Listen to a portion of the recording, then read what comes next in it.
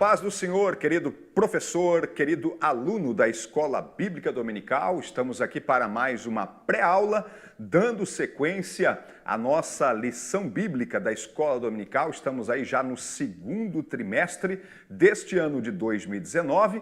Eu sou o pastor Ayrton Luciano, coordenador da Escola Dominical aqui da cidade de Criciúma, estado de Santa Catarina, e junto com a nossa equipe de mídia da ADC TV, tendo a direção geral do nosso pastor-presidente, pastor Roberto Ronato Ovailer, é sempre um prazer ter você aí do outro lado assistindo às nossas pré-aulas. Antes de darmos sequência, queremos dizer para você, inscreva-se no nosso canal, deixe aí o seu like, compartilhe com os seus contatos para que mais pessoas possam ter acesso a esse conteúdo aí como um complemento da Escola Bíblica Dominical. Nós estamos aí no trimestre falando sobre o tabernáculo, símbolos da obra redentora de Cristo. Este é o assunto desta lição do segundo trimestre de 2019. E nós vamos então à lição de número 7, esta lição que será dada no dia 19 de maio. E nós vamos trazendo o título da lição, O Lugar Santo. Vamos ao texto áureo da nossa lição. O texto de ouro, texto precioso, nos diz o seguinte: porque um tabernáculo estava preparado, o primeiro em que havia o candeeiro e a mesa e os pães da proposição, ao que se chama o santuário. E aí está a referência em Hebreus capítulo 9 e o versículo de número 2. Este então é o texto áureo da nossa lição de hoje. A verdade prática nos diz o seguinte: através de sua morte expiatória, Jesus nos garantiu o livre acesso ao Santíssimo Deus. Eis aí, então, a verdade prática que nós extraímos desta lição de hoje. Nós temos um índice com um panorama geral, e neste panorama geral, os três tópicos principais desta lição. O primeiro nos diz: lugar santo, um local de serviço e comunhão com Deus. Segundo tópico geral da lição, as três peças que compunham o interior do lugar santo. E o terceiro e último tópico geral da lição, o véu que demarca o lugar santo e o lugar santíssimo. Está aí então o panorama geral de toda esta nossa lição de hoje.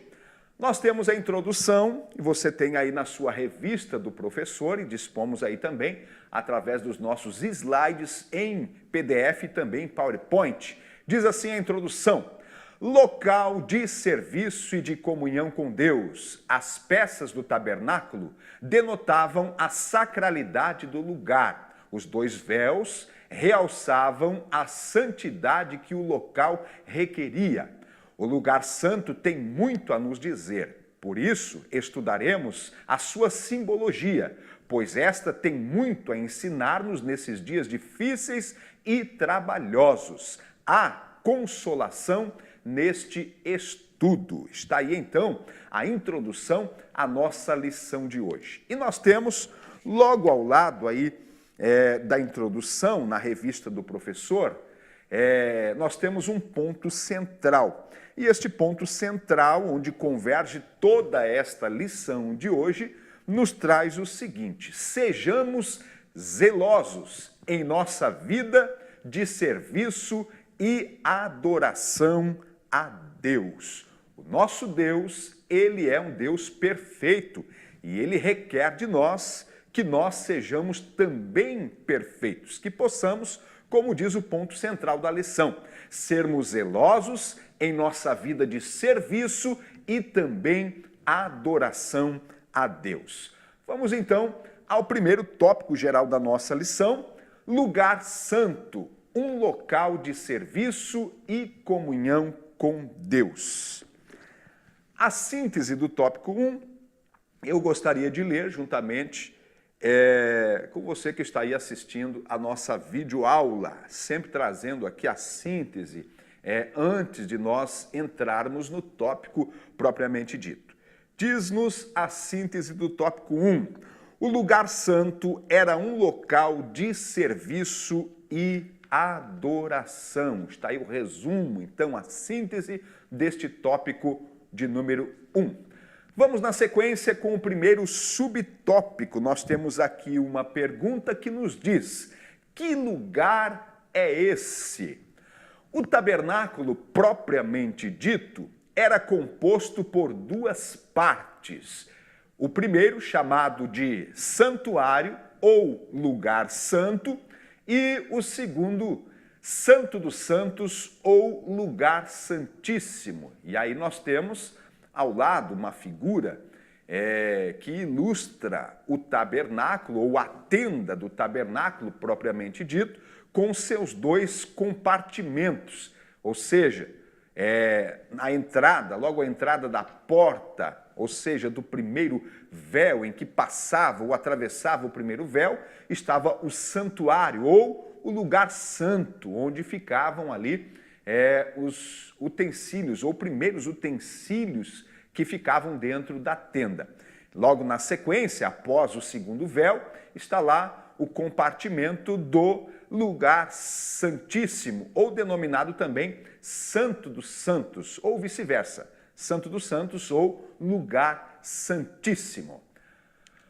O santuário aparece como local de serviço e adoração, e somente os sacerdotes podiam entrar para ministrar diante de Deus. O povo tinha acesso apenas ao pátio, onde limitavam-se a trazer as suas ofertas até o altar dos holocaustos, mas não no lugar santo.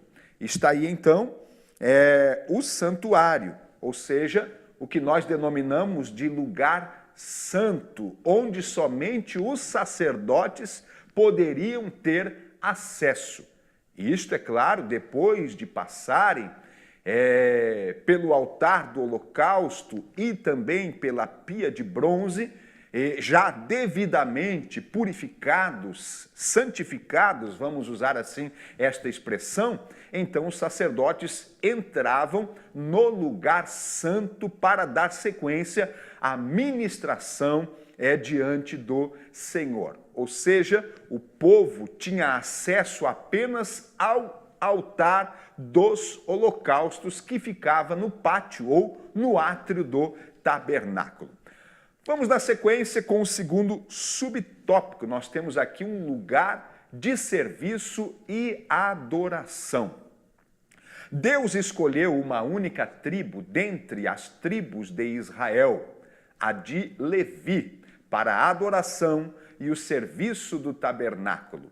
Ser escolhido para tal função era um privilégio, uma honra, mas também uma grande responsabilidade e abnegação, já que os descendentes de Levi não teriam herança como as demais tribos de Israel. Na nova aliança, graças ao sacrifício de Jesus Cristo, cada crente é um sacerdote santo. Fomos chamados para oferecer sacrifícios espirituais a Deus. Está aí, então, o lugar santo sendo um lugar de serviço e adoração. Na verdade, os sacerdotes, eles descendiam da tribo de Levi. Esta tribo que foi separada exclusivamente por Deus para o ministério do tabernáculo. Nós vimos aí que ser separado por Deus, na verdade, era, vamos dizer que um privilégio, uma honra, mas também uma grande responsabilidade e abnegação. Ou seja, havia toda uma renúncia para que se exercesse o ministério no tabernáculo. Visto ser Levi a tribo escolhida por Deus, eles tiveram que abrir mão de muita coisa. Aliás, no que diz respeito às heranças que as demais tribos receberam, Levi, na verdade, não recebeu juntamente com as demais tribos, porque o Senhor era a sua herança. E aí nós vemos que na nova aliança, graças ao sacrifício de Jesus Cristo, nós, os crentes, e cada crente é um sacerdócio um sacerdócio ou um sacerdote, vamos usar esta expressão também, santo, pois fomos chamados para oferecer sacrifícios espirituais a Deus. E aí nós temos uma referência, e eu gostaria de ler esta referência que está em 1 Pedro, capítulo 2 e o versículo de número 5. Vamos então à referência bíblica. Repito, 1 Pedro, capítulo 2, versículo 5, nos diz assim a referência: Vós também, como pedras vivas, sois edificados casa espiritual e sacerdócio santo, para oferecerdes sacrifícios espirituais agradáveis a Deus por Jesus Cristo.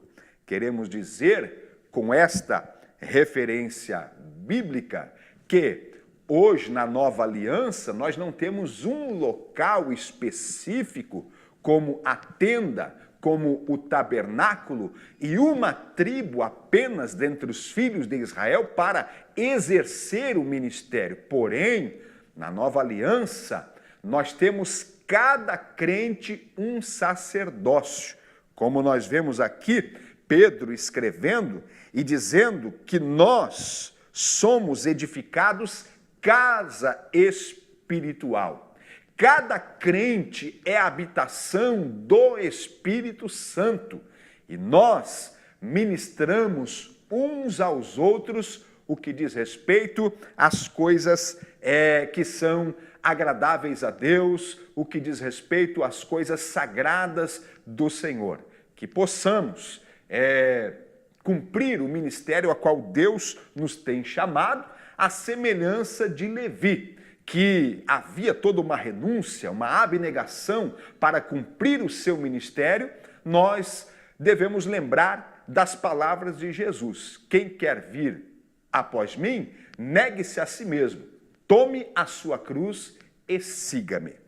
Muito bem, nós vamos na sequência com o terceiro subtópico da nossa lição, então, onde nós temos aqui o propósito do lugar santo. Vamos lá. O lugar santo era o local onde os sacerdotes ministravam sacrifícios pelas diversas espécies de pecados cometidos pelo povo israelita. Os sacerdotes humanos eram cobertos de fraquezas e defeitos, por isso pouco podiam fazer pelos homens. Jesus trouxe uma nova aliança que se estabeleceu não em atos exteriores, rituais, mas no interior do homem. Ele ofereceu um sacrifício perfeito e suficiente, entregando sua própria vida em nosso favor. Está aí então o propósito do lugar santo, ou seja, lugar este onde os sacerdotes eles ministravam sacrifícios pelas diversas espécies de pecados cometidos pelo povo de Israel.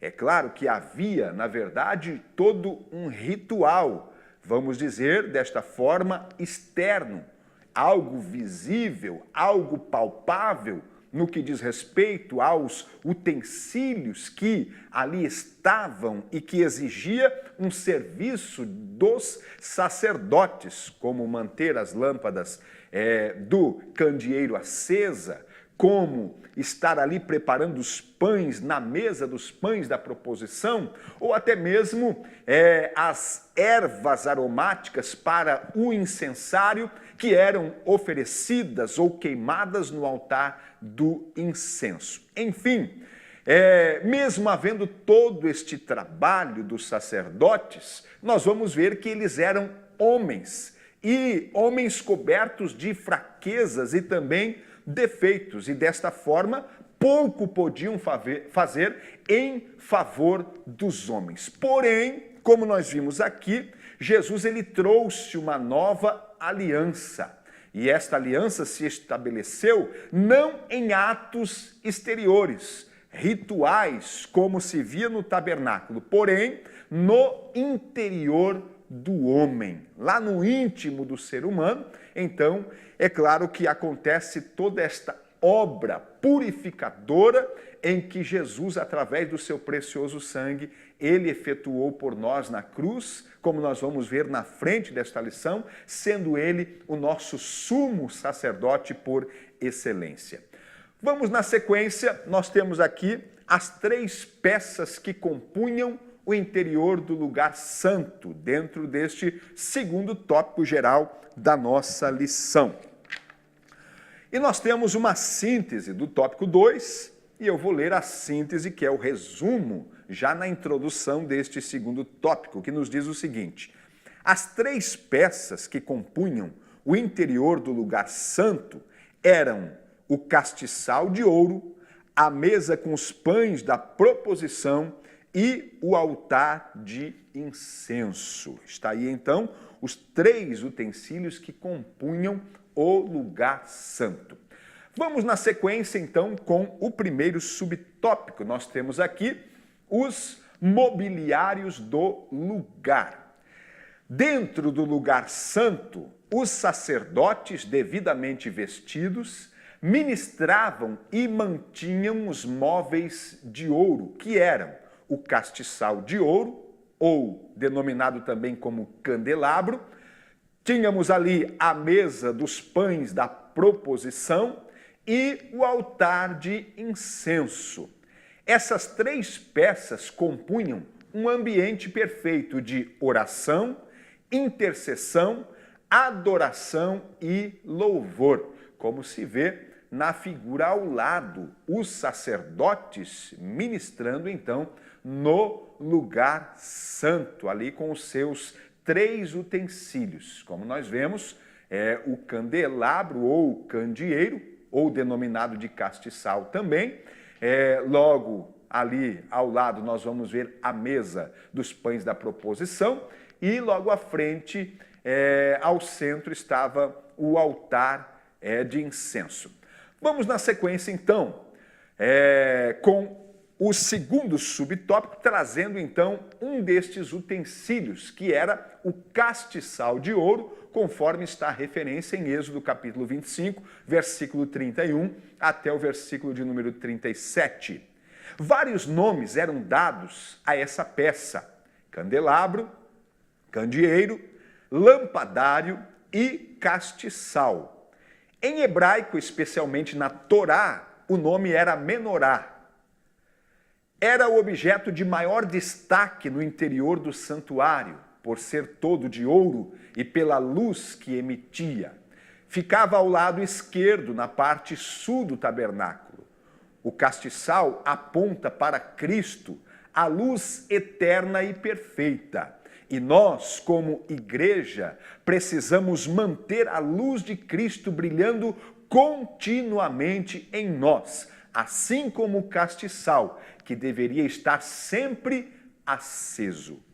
Veja que este utensílio, o castiçal de ouro, ele ficava bem do lado esquerdo. Quem entrava logo o primeiro véu, ou passava logo o primeiro véu, ao entrar no lugar santo, o castiçal de ouro então ficava no lado esquerdo, na parte sul do tabernáculo, junto ali com as suas 7 lâmpadas acesas. E lembrando que este castiçal de ouro, ele formava uma peça só, não havia emendas, era uma peça só de ouro, tendo seus 6 braços, 3 do lado esquerdo, 3 do lado direito e um central, formando então 7 lâmpadas que deveriam estar constantemente acesas, e por isso o cuidado e a manutenção que os sacerdotes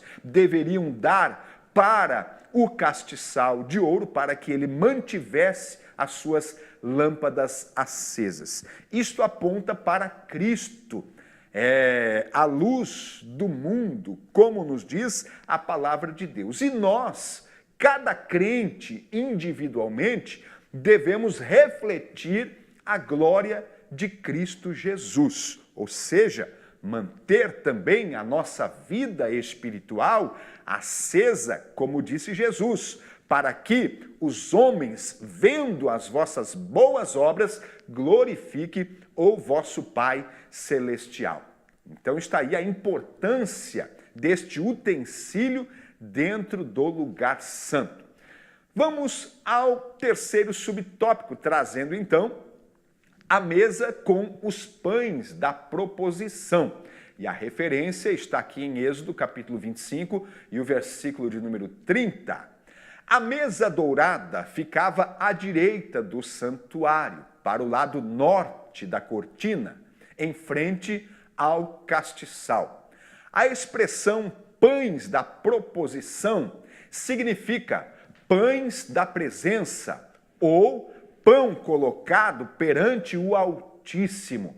Esses pães apontavam para Cristo, o único que pode saciar a nossa alma. Ele é o pão que desceu do céu. Assim como aqueles pães eram comidos pelo sumo sacerdote e seus filhos no santuário, também devemos nos alimentar da palavra de Deus, que é o alimento espiritual de todo o crente. Olha só, o significado dos pães da proposição. Cristo, a palavra de Deus, o único que pode alimentar a nossa alma. Interessante que a palavra de Deus, ela vai dizer que daquilo que há em abundância no nosso coração, disto fala a nossa boca. Se nós nos alimentarmos da palavra de Deus, de Cristo, do Verbo vivo, com certeza, nós teremos também o alimento para dar a todos aqueles que estão famintos e estão à nossa volta, esperando receber uma palavra de Deus, uma palavra que sacie a fome espiritual que existe no interior de um coração vazio, de muitos homens que necessitam da palavra de Deus. Então está aí o grande significado dos pães e deste utensílio que na verdade continha os pães da proposição ou pães colocado na presença do Altíssimo. Vamos ao quarto subtópico, nós temos aqui o altar de incenso e a referência bíblica que está em Êxodo, capítulo 30, versículo 1 até o versículo de número 10. Vamos lá. O altar de incenso é também denominado de altar de ouro ou altar de cheiro suave. Estava no meio do santuário, diante do véu que dava acesso ao lugar santíssimo. Sobre ele era queimado incenso, a oferta mais preciosa e excelente que se podia oferecer ao Senhor. Como toda a tipologia empregada no tabernáculo, essa peça apontava para o sacrifício mais sublime que, como igreja, podemos oferecer ao Senhor, ou seja, nossas orações. Estas são como incenso precioso diante de Deus. Está aí então este utensílio com o seu singular significado, ou seja, ali no altar do incenso eram queimadas as ervas aromáticas que exalavam aquela fumaça perfumada que enchia todo o ambiente. E quando nós observamos isto, aquela fumaça subindo para cima, com um cheiro agradável, isto aqui nos traz o sentido da oração do crente, ou seja, o sacrifício mais glorioso e precioso que nós, como salvos, podemos apresentar ao Senhor, ou seja, as nossas orações, que possamos estar constantemente no altar de Deus, que possamos estar constantemente à semelhança deste altar de incenso, nós oferecer a Deus as nossas orações como cheiro suave e agradável diante do Senhor. Vamos na sequência com o terceiro tópico geral da nossa lição, que nos diz: O véu que demarca o lugar santo e o lugar santíssimo. Nós temos aí uma síntese do tópico 3. E a síntese do tópico 3 nos diz o seguinte: o primeiro véu separava o pátio do lugar santo, e o segundo fazia separação entre o lugar santo e o lugar santíssimo. Está aí, então, o resumo deste tópico de número 3, que também é o último tópico da nossa lição de hoje. Vamos na sequência com o primeiro subtópico. Nós temos aqui o primeiro véu e a figura logo aí abaixo com a referência bíblica de Êxodo, capítulo 26 e o versículo de número 36. Este era o véu que dava acesso ao santuário. Seu propósito era demarcar o espaço entre o pátio e o lugar santo. Somente depois de passar pelo altar dos holocaustos e a pia de bronze é que o sacerdote poderia entrar naquele lugar sagrado. Está aí então o primeiro véu, que nós vamos denominar aqui de uma cortina, vamos dizer assim, que demarcava esta cortina, este que nós chamamos de primeiro véu. Ele fazia esta separação entre o pátio, ou seja, o átrio, e o lugar santo, que na verdade ficava já dentro do tabernáculo ou da tenda propriamente dita. Nós vemos que os sacerdotes, somente depois de passar pelo altar do holocausto, que era o primeiro utensílio que ficava dentro do pátio, logo à entrada da porta, posteriormente, depois de oferecer o sacrifício, então, sacrifício esse em holocausto, que requer ali a imolação de um animal e o derramamento do sangue daquele animal no altar do holocausto, e posteriormente esta oferta, vamos dizer assim, ela era queimada perante o Senhor. Então, posteriormente, o sacerdote passava pela pia de bronze, isto ainda dentro do pátio, dentro do átrio. Posteriormente, então, o sacerdote passaria pelo primeiro véu, este véu que nós dizemos que fazia esta separação entre o pátio e o lugar santo já dentro do tabernáculo. Então, após passar o primeiro véu, ele estava no lugar, vamos denominar assim, que exigia uma certa sacralidade por parte dos sacerdotes. Lembrando que nem todo o povo poderia entrar ou passar o primeiro véu, somente os sacerdotes para ministrar no lugar sagrado. Vamos na sequência ao segundo subtópico, que fala também sobre o segundo véu. E aí nós temos a referência de Êxodo capítulo 26, versículo 32 e versículo 33. Temos aí uma figura ilustrativa com o sumo sacerdote já ali de frente, vamos dizer assim, para o altar do incenso, mas também diante da cortina, ou denominado o segundo véu. Este era o véu que divisava o lugar santo do lugar santíssimo, onde repousava a arca da aliança. Neste lugar, o sumo sacerdote entrava apenas uma vez no ano. O ambiente sagrado inspirava a ideia de intimidade com o Altíssimo. A partir daquele espaço, havia um propósito santo e remidor, apontando para Cristo. E aí nós temos a referência de Hebreus capítulo 9, versículo 11 até o versículo de número 15. Nós vemos a importância deste véu, ou segundo véu, que ele divisava, era uma divisa entre o lugar santo e o lugar santíssimo. Aliás, neste lugar, o lugar santíssimo, repousava a arca da aliança, que representava a própria presença e glória do Deus de Israel. E aí não era qualquer pessoa que podia entrar, e também não era todo dia que se podia entrar naquele ambiente. Apenas o sumo sacerdote, e isto uma vez no ano. E aí nós vemos o propósito santo e remidor neste ato que apontava para Cristo. E aí nós temos uma referência de Hebreus, está aqui a referência em Hebreus capítulo 9, versículo 11 até o versículo de número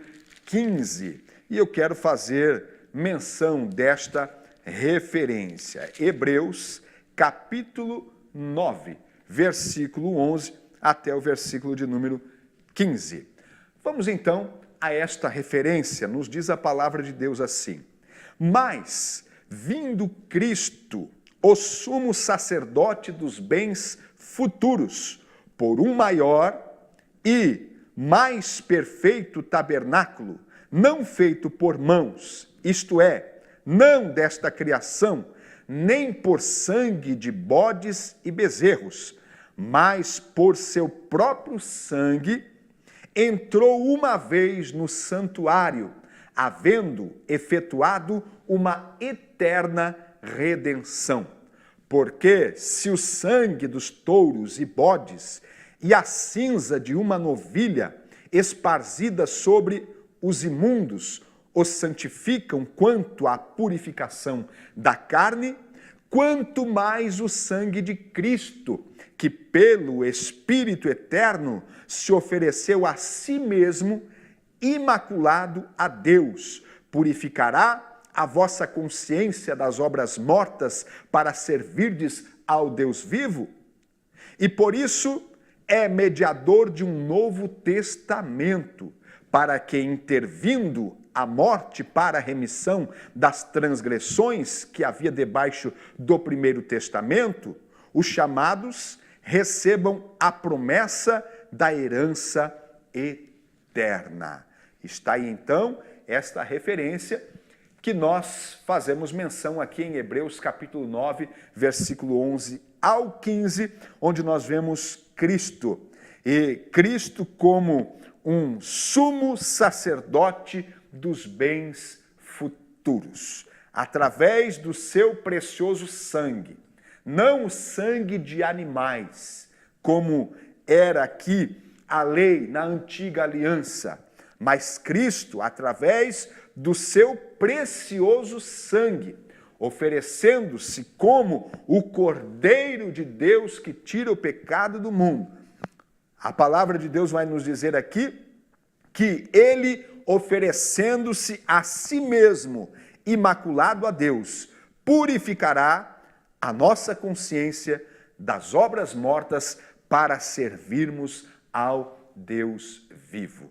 Louvamos a Deus por aquilo que Cristo, nosso sumo sacerdote, ele fez. Aliás, este véu, o segundo véu, que dava lugar ao lugar santíssimo, quando Jesus, ele expirou na cruz do Calvário, e ele disse: está consumado, em tuas mãos eu entrego o meu espírito. A Bíblia diz que o véu do templo, não o tabernáculo agora, mas já no templo, ele então é rasgado de alto a baixo, trazendo-nos o significado de que agora, através de Cristo, nosso sumo sacerdote, todos nós, os salvos, temos livre acesso à presença de Deus. E não uma vez no ano apenas, mas toda vez que nós desejarmos chegar na presença de Deus. A Bíblia diz que nós temos um mediador entre Deus e os homens, Jesus Cristo, homem. Porque através da sua natureza humana, 100% homem, foi que ele enfrentou a cruz, o Calvário, foi que ele derramou o seu sangue, e através do seu sangue derramado, nós vamos ver que ali o véu do templo ele foi rasgado de alto a baixo. Muito bem, nós vamos então à conclusão desta lição de hoje, chegamos ao final de mais uma lição, esta lição de número 7, e a conclusão, eu vou ler aqui na nossa lição, e nos diz da seguinte forma. Vamos lá então à conclusão desta lição de número 7.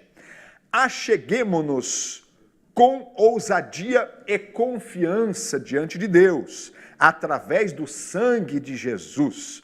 Fomos salvos, justificados, adotados como filhos de Deus e santificados. As cortinas que nos separavam do Pai Celeste foram removidas pelo Cordeiro através de sua morte no Calvário. Portanto, não deixe de usufruir desse glorioso privilégio. Muito bem, está aí então a nossa lição e eu quero agradecer o carinho da sua audiência, você que esteve ligado conosco. Até a próxima pré-aula, que Deus abençoe, que você tenha uma ótima lição bíblica juntamente com os seus alunos. Que Deus abençoe em Cristo Jesus.